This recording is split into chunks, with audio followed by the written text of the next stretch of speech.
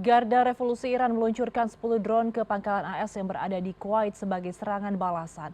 Lalu bagaimana nasib warga negara Indonesia di Kuwait? Telah bergabung melalui sambungan Zoom bersama kami Duta Besar Indonesia untuk Kuwait, Lena Mariana Mukti. Selamat sore waktu Indonesia, Bu Lena. Terima kasih atas waktunya.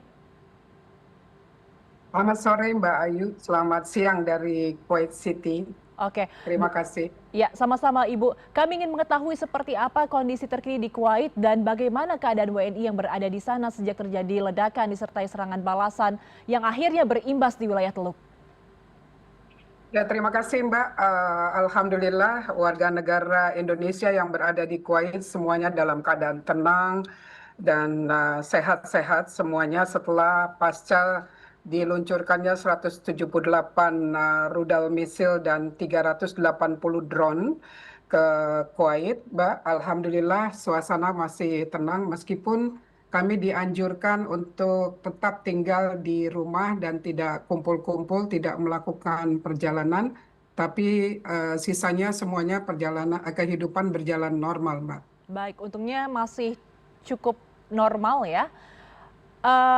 Saya ingin bertanya lagi, Ibu Lena, apakah dari KBRI atau KJRI di Kuwait telah mendata jumlah WNI di kawasan saat ini yang terdampak sudah ada berapa dan upaya yang dilakukan untuk melindungi di tengah situasi saat ini seperti apa, Ibu? Perlu kami sampaikan, Mbak Ayu, sejak terjadinya serangan pada tanggal 28 Februari yang lalu, kami segera melakukan rapat koordinasi dengan Kemlu Pusat dan diikuti juga dengan rapat kami dengan simpul-simpul masyarakat, ketua-ketua ormas yang berada di Kuwait, dengan Forum Diaspora Indonesia yang ada di Kuwait.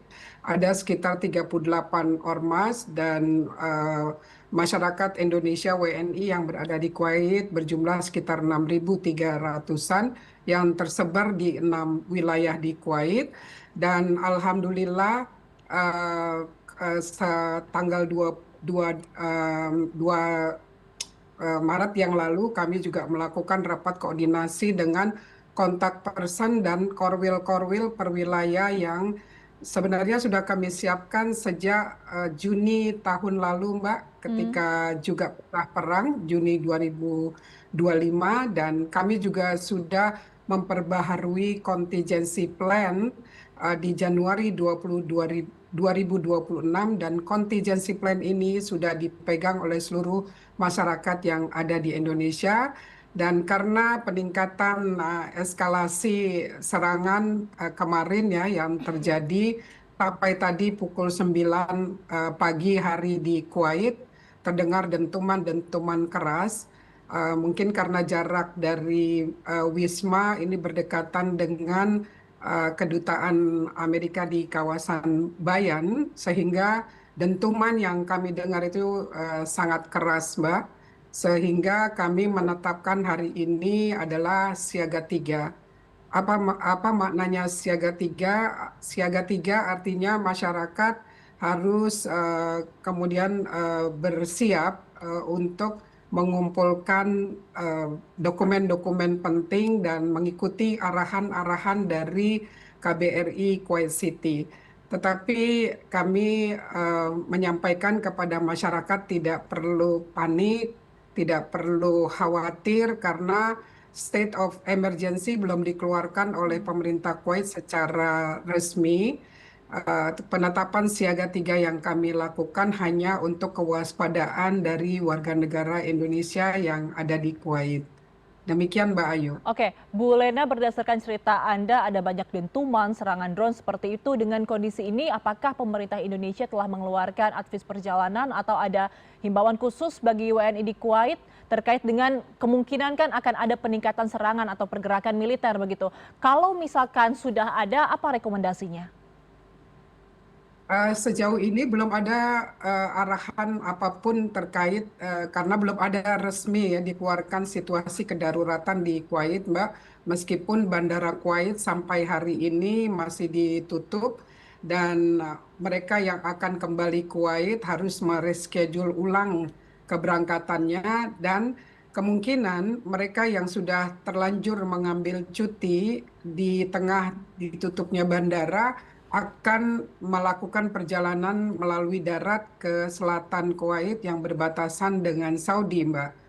Kami sudah berkoordinasi dengan KBRI di Riyadh dan sedang mengumpulkan data-data mereka yang akan keluar Kuwait melalui jalan darat ke arah Saudi karena di Kerajaan Saudi Arabia sendiri bandara masih terbuka di Riyadh maupun di Jeddah dan sampai sejauh ini kami masih mengumpulkan data mereka yang akan keluar karena kami mendapat laporan dari masyarakat bahwa orang tua yang punya anak ingin melakukan perjalanan ke tanah air, Mbak. Hmm. Dan KBRI Kuwait City siap memfasilitasi melalui jalan darat karena jalan udara tertutup, Mbak. Oke, jadi untuk warga negara Indonesia yang akibat kejadian ini ingin kembali ke tanah air ini sudah difasilitasi oleh pemerintah begitu ya Bu. Nah untuk jalur darat sendiri nanti skemanya akan seperti apa Bu?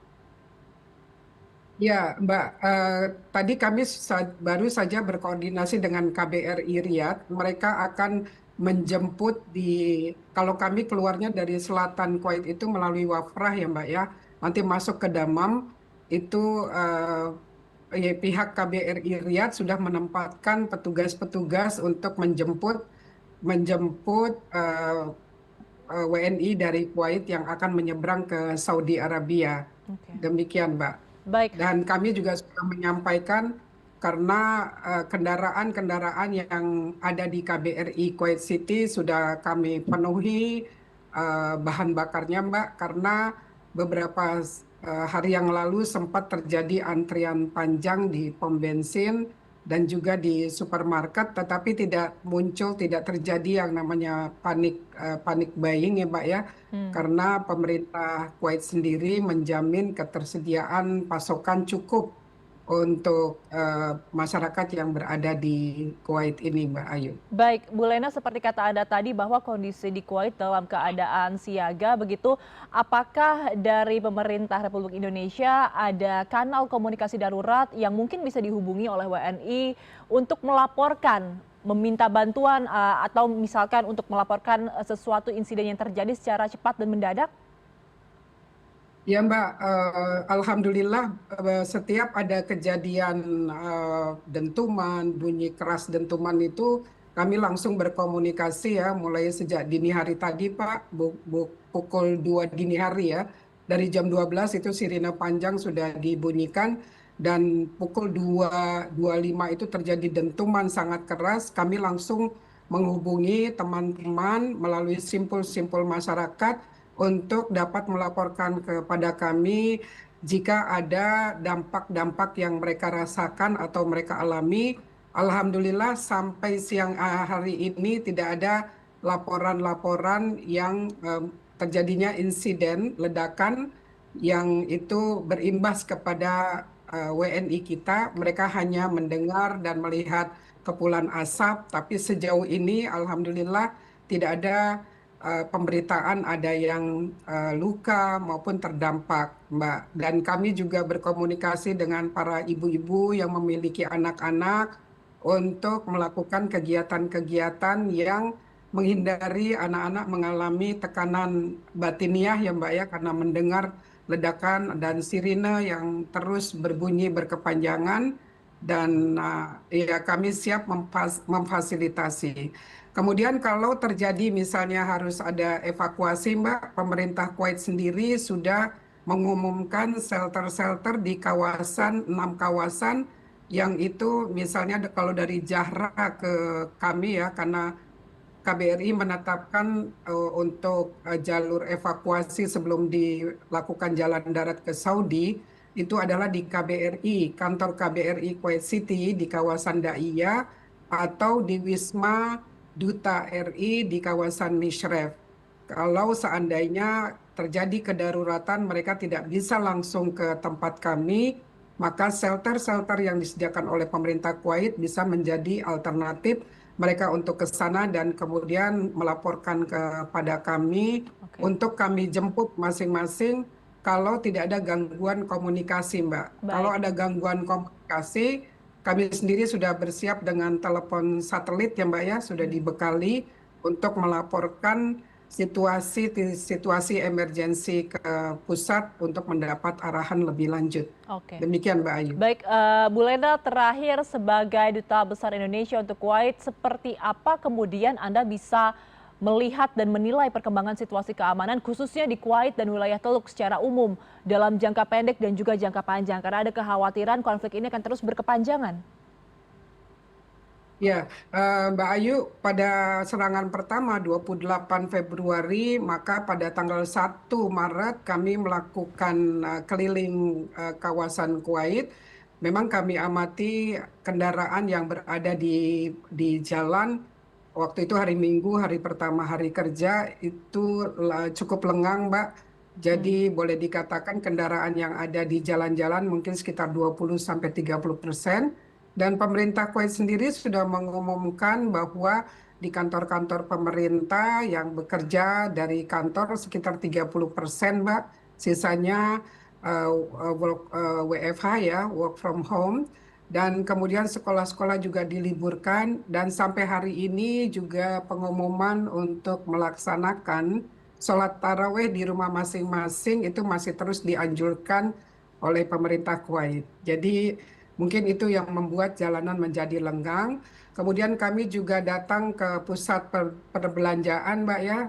Pusat perbelanjaan memang penurunannya mungkin hampir 80%, Mbak. Karena kami datangnya menjelang pukul 10 sampai 11, mungkin belum terlihat ya situasi kami amati di malam harinya. Di beberapa kawasan di tepi pantai, saya mendapat laporan dari teman-teman diaspora, itu masih cukup banyak yang berjalan santai di tepi pantai, melakukan olahraga, dan seterusnya, Mbak. Jadi Baik. terlepas dari suara sirine dan dentuman, ini suasana di Kuwait dapat dikatakan aman, tenang, terkendali, Mbak. Oke. Baik Demikian, Mbak kita Ayu. baik kita terus doakan semoga warga Kuwait terutama warga negara Indonesia yang berada di sana tetap dalam kondisi yang aman dan juga selamat dan konflik di Timur Tengah tidak terus berkepanjangan. Terima kasih atas update informasi terkini langsung dari Kuwait, Duta Besar Indonesia untuk Kuwait Lena Mariana Mukti. Selamat sore waktu Amin. Indonesia, Bu Lena. Terima kasih. Assalamualaikum. Terima kasih Mbak Ayu. Waalaikumsalam warahmatullahi wabarakatuh.